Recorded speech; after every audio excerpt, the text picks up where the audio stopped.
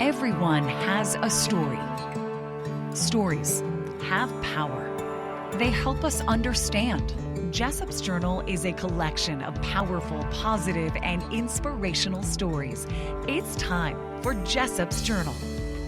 Hi, I'm Doug Jessop. Welcome to this episode of Jessop's Journal, where we share powerful, positive, and inspirational stories. The good book says, love thy neighbor as thyself. Well, I'm going to channel Mr. Rogers, and we're going to go visit with some of our neighbors today. Our first guest has a powerful story of acceptance. He also has a powerful voice as an openly gay member of a very famous choir. The Tabernacle choir at Temple Square. James Jackson III has a positive message of building bridges of understanding through listening, really listening. Listening to understand instead of listening to respond. In between, the inspirational Talia Keys entertains us. You got to keep your head up when you're feeling down. But first, Alex Lindstrom. I'm with a family friend, Alex Lindstrom. How do we know each other? Well, I was friends with your daughter in high school. Yeah. And we had a little friend group and had a lot of fun. In high school, I knew you had a bunch of interest, but there was a couple that I knew about that had to do with music. Mm-hmm. So how's music been a part of your life? So I started piano in 4th grade, and then I joined band, played the clarinet, and then my senior year I just decided to join musical because Okay. I figured out that I had a voice and that I enjoyed singing, and so that's kind of where the singing started. And you have a great voice. So what was that musical? Footloose. So music has obviously been a big part of your life, Mhm. but you're a member of this little choir that people might have heard of. Just a little one. Yeah, which one is that? The Tabernacle choir at Temple Square. I have to admit, it's still, kind of hard getting used to the new name. Formerly the Mormon Tabernacle Choir. What kind of practices do you guys have? So we rehearse when we don't have anything else going on, just our weekly broadcasts. We rehearse on Thursday evenings and then Sunday mornings before our broadcasts at 9:30. Are those open to the public? Mm-hmm. Oh, Yep. Okay. Yep. So I gotta ask, how in the world did you get into the choir? Well, there's an audition process, and it's really interesting. I was in college at the time, and my senior year of college, well, my last senior year of college, I was a senior for 3 years. Super and senior. I figured I would audition after I graduated, but the year before my final year, I looked at the due dates that were in August for our first process, and I just thought, I'm going for it. So I had auditioned before my final year of college, and so the first step is you send in a tape of yourself singing some exercises that they give you, and the hardest one is playing the first note of a hymn and then singing through the hymn without any accompaniment and then landing on the right note at the end. So that was the hardest part of that for me. And then the second part is a theory test, an ear training test, so you have to brush up on music theory, the actual what you read and what everything means, dynamic markings, time signatures, all that, and of course the notes. Yeah. And then there's a little bit of ear training too, where that was the hardest part of that test for me. You have to, hear a little lick of music and then find out what was different on the page that you're reading, and but then the last part is the in-person audition with the directors. And Oh yeah? I thought that would be the easiest part, but No? because I tend to perform well. It's just kind of one of my things. But I left thinking, well, there's always next year. Yeah. Because they don't have you do too much. I was like, don't you want to hear more of my voice? But they just test a couple things and test some sight reading, and then you go. So. And then, so how did you find out? I got a letter a couple weeks later and said congratulations. Really? And So it's a letter. Oh, okay. I didn't know that. So what was that like? well, it was, I had no frame of reference to, feel sure about whether I made it or not. Because, as I said, I left feeling like, well, I didn't make it this year. I know that. But then I got the letter, and it was, dream come true. You're kind of in a how do we put this? A unique Anomaly. situation. You're an anomaly. Yeah. You want to explain that? Well, I'm gay, and sometimes I don't always like to use that term because all the baggage that's associated with it, but it's easy to say, and I find men attractive. We'll just say that. Okay. And I'm also active in the Church of Jesus Christ of Latter-day Saints, and obviously in the choir. And so yeah, that's kind of a unique place to be in sometimes. Now, admittedly, I've had, because I talked to a couple of people saying, I was going to come interview, and one of the questions they ask is, oh, geez, isn't he excommunicated? It's like, yeah, well, I'll ask him. I'm pretty sure he's still a member, but Yeah. do you get asked that a lot, or Well, what's the deal? I don't get asked personally, but sometimes Okay. my family gets asked that. I think I've spoken in various singles wards and my parents' ward also just this last year, and people tend to go to my parents to ask questions. And when there was, I won't get into it too deeply, but there was that policy a few years ago about children of same-sex parents, and somebody went up to my mom and said, well, is he still in the choir? Can he still be in the choir? And it's just like, well, Yeah. I'm living a little bit a different life here, and the church doesn't, being gay isn't an issue. Okay. Just simply the experience of same-sex attraction, and yeah, I think that needs to be known. So when you say that you're living a different life, what do you mean? Well, I'm currently celibate, and my beliefs forbid sexual relations outside of marriage between a man and a woman, and I intend to honor that. And so what that looks like, I'm not sure yet, but I've been open to other kinds of relationships, developing deep friendships, and it would be nice to even have a chaste companion someday. So do you get, do you get any kind of what kind of reactions do you get from other members of, for example, the choir? Does anybody in the choir know? Oh yeah. In fact, everybody should know in the choir. Yeah, I've you been- think. I've been If pretty they open. don't now, they will after this airs. But it's been overwhelmingly positive. Good. And I think there's a lot of talk about, well, if I was with a sexual partner, then I wouldn't be so well received. But with the people that I know, I can't see them changing too much in that regard. I just think there's a lot of good people in the choir and in the church, and it's overall it's been positive. I'm guessing that to some people you might be, too conservative, and to some you might be not conservative enough, or how does that work? Well, it's, I just, there is a balance there, and what's really helped me is finding what I can do within what I believe. Okay. And there's a lot of focus on what the church, quote, forbids, or, that we're anti-gay or whatever. But I like to explore, well, I have these boundaries with the gospel, but that doesn't mean I can't love a man or several men, or that I can't experience, intimacy. And of course, when I say intimacy, I mean non-sexual intimacy and vulnerability with people. I mean, we're created for connection, and I just feel like, being gay, it's kind of a calling to love in different ways. Right. So it all ties in together to me. I don't know everything. There's still some stuff that I need to explore and understand, but I think there's a place for me.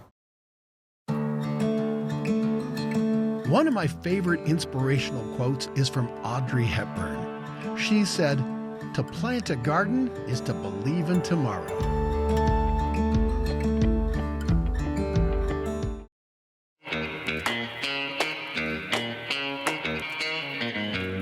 Everyone has a story.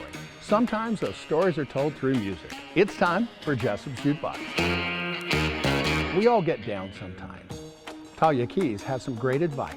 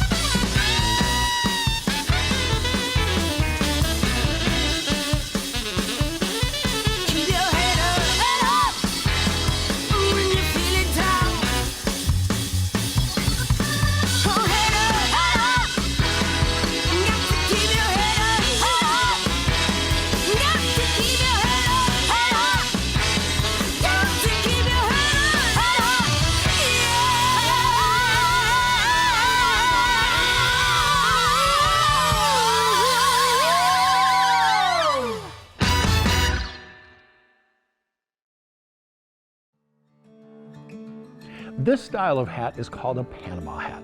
It's not from Panama though. It was actually hand woven in Ecuador. It's called La Vida Nunca Aburrido, which means life is never boring.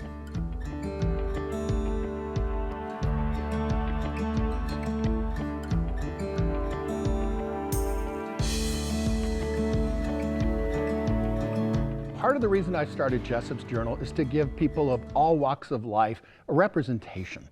Because I truly believe that if you actually sit down with someone, even if they look different than you, sound different than you, that's okay. If you sit down with them and listen, you just might find out that you have more in common than you think you do. James Jackson III calls this common ground. Welcome, James. Thank you. We met at the NAACP Awards, and you were a sharp-dressed guy, and you had this group of people around you that I just was drawn and ended up talking to you and a bunch of other guys. And you're the head of a particular organization. Yeah. Tell me about it. I'm the founder and executive director of the Utah Black Chamber. We were established in September 2009 to elevate the black businesses and business professionals here in Utah, provide education and resources to them as well as we continue to change Utah's diversity landscape. Virtual fist bump. Yeah. It was interesting because Ed, my collab over here, he and I have done a lot of things, and it's so intriguing because you start meeting people and it just kind of branches out, and all of a sudden you go, I know that person from this and this and this and this, because there was this great episode that we did with Mac. She was the singer at that event that got the standing ovation. Oh my gosh. If you haven't had a chance to watch that, you got to check that out, people. Anyway, I digress. Okay, James, I'm going to tease you. I mean, James Jackson III just sounds like, beefy name here, okay? So tell me about number 2. James Jackson Jr. is my father. Also born and raised here in Utah, graduate of West High School. He and my mom currently live out in the West Jordan area. Yeah. And he managed a cell phone tower. So he works for a property management company that manages the cell phone towers across the West. So when COVID happened, he was already working from home. So true. Nothing really changed for him, and he still drives out and manages the cell phone towers. And as you can imagine, cell phone towers are out distance from everybody. Oh, yeah. So his job, never really changed. Now, let's go into number 1. Numero uno. There's got to be a James Jackson that started this all. Yeah, the original James Jackson. He and my Nana and Papa came from Muskogee, Oklahoma. Born and raised there, came out to Salt Lake in the mid-50s when they're actually on their way to California to visit a relative. Okay. But they found out about the railroad jobs here. And so my grandfather looked into it and made Salt Lake City their home out in Rose Park area, just right by the fairgrounds. Oh, we darn. And that's where the Jackson family in Utah really started. Okay. So it was my dad and four siblings, three siblings. So 4 total. Just checking there, okay. All have J's, yeah. Jerry, Jackie, Judy, and Jerry. Perfect. Yeah. Well, this is Jessop's Journal, so hey, there's some more J's All for the J's. you. I love it. Yeah. Oh, that's cool. So the thing that I look at is, and I love the fact that you've got these stories, What kind of things did your grandfather teach you? My grandfather taught me how to dress. Honestly, he wore a suit every day. Serious? He worked 40 years at University of Utah as in their custodial department. Yeah. And even in the custodial department, he still wore suit and tie, sometimes a 3-piece suit, even at home. I mean, that's just the culture he was brought up in. Yeah. That's the way you always dressed. And so growing up in the Black Baptist Church, suits is something I've always wanted to own, and just kind of grew into that. And, always wanted to make sure I made that first impression. So Senior came from Oklahoma. And it was the 50s, okay? What kind of reception did your Nana and your grandfather get here in Utah? It was about the reception you can imagine during segregation. I mean, people thought that segregation was in the South, but segregation was in the West too, all the way into California. Utah was a segregated state. So, Rose Park was pretty much the one spot that was somewhat welcome for them, and being able to go to specific spots. And I'm pretty sure if it wasn't for the Black Baptist Church, then who knows how long they would have lasted living in Salt Lake City. I'm trying to kind of figure this out, and so, we talked a little earlier, and I have some black family members, and so it's a little different, but I also am not going to say that I've walked in your shoes, and you haven't walked in mine, and so the whole thing I want to do with Jessop's Journal is to talk to people and see if we can find some common ground. And what does the black community mean to you? It's my village. Yeah. What's interesting is that I'm biracial.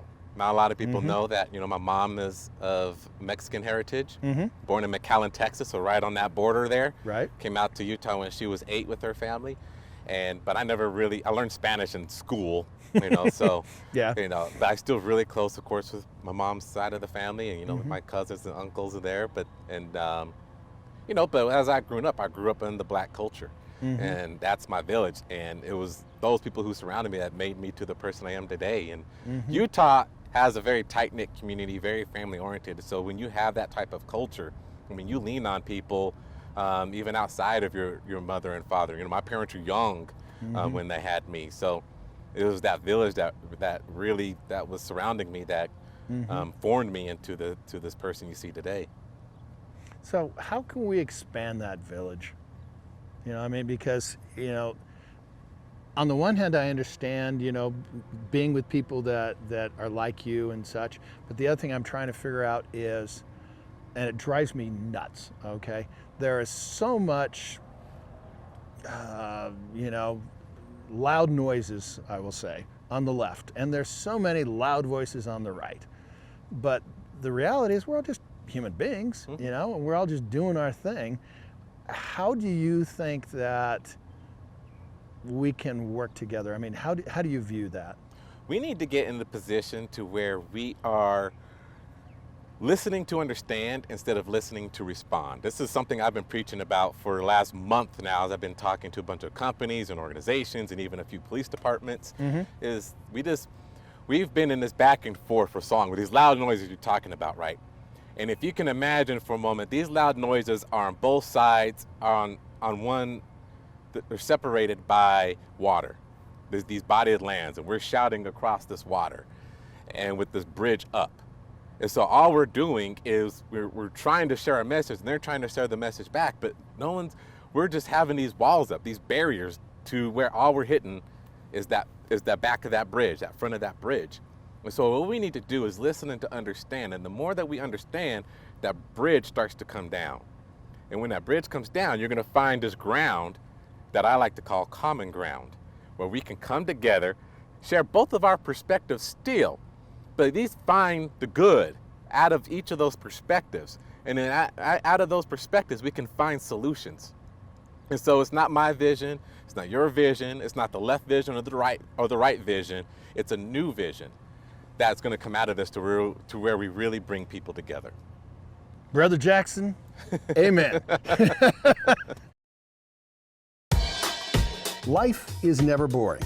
Sometimes you have something I like to call the wonderful world of regret. If you've ever had a tattoo or permanent makeup that you've fallen out of love with, the folks at Tattoo Away have come up with a pretty cool system that literally removes the ink out of the skin.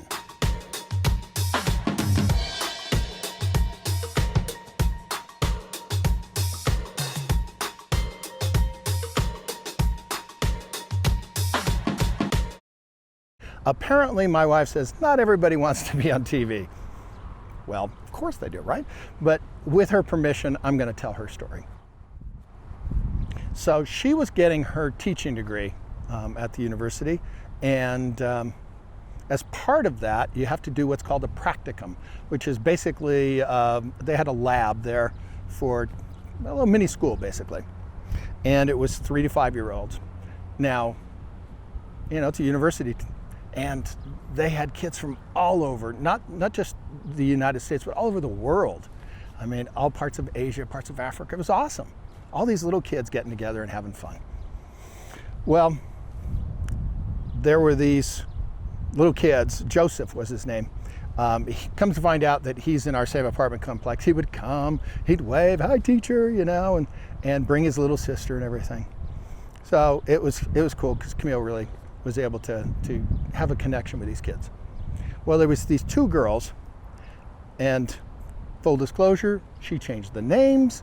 So let's just say that it's Ashley and Nawachi. Well, these girls are just fast friends. They do everything together.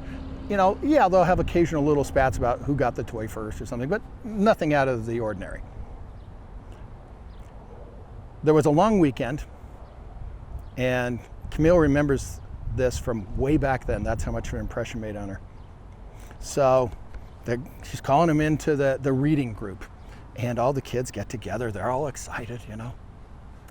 And Ashley stands up and, in front of the group. I can't be Nawachi's friend anymore. And my wife says, oh, of course you can't. Everybody's friends here.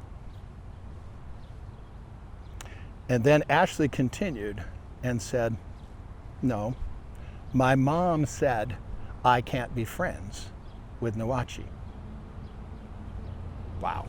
Oh, by the way, did I fail to mention, Ashley was a white girl. Nawachi was a black girl from, I think it was Ethiopia. Somebody taught that little girl. It was wrong then and it's wrong now. Kids are not born racist. They're not born bigots. Please think about what you're teaching your kids. I don't care if you're rich, I don't care if you're poor, I don't care what color of skin you have, I don't care what sexual orientation you have. The reality is we need to get off this merry-go-round of hate. I don't care if you're far left, I don't care if you're far right, it doesn't matter. The reality is just because somebody disagrees with you doesn't mean that they're wrong. Okay? We live in a world that is not as black and white as you think, people. It really isn't. There are shades of gray, just like on my vest. And the sooner that we come to realize that, I think the better off we're going to be. What do you think? Everyone has a story. Objects with stories are treasures remembered.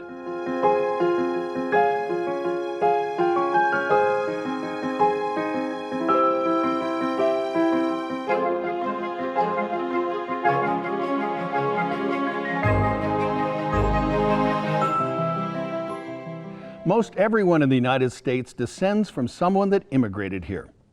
What would you bring to remember your home country, knowing that you would probably never see your home country again? Ida Josephine Youngquist arrived in the United States in 1902. She brought with her this silver mesh coin purse. Inside were these special coins, including this Swedish krona from 1731 to remind her of home. Objects with stories are treasures remembered. When life gets a little stressful, my wife reminds me to do two things. Number one, don't eat the elephant all at one sitting. And number two, don't forget to breathe. Well, clear nasal spray helps me breathe better. I think it'll help you too. So come on, join me. You know you want to. Take a deep breath and relax.